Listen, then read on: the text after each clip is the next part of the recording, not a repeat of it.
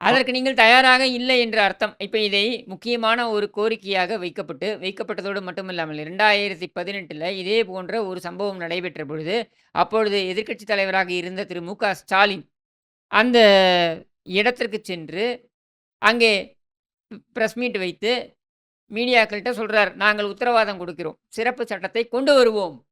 நாங்கள் ஆட்சிக்கு வந்தால் கொண்டு வருவோம்" என்று சொன்னார். இப்ப 4 1/2 ஆண்டுகள் ஆட்சி முடிந்து விட்டது. கொண்டு வந்தாரா?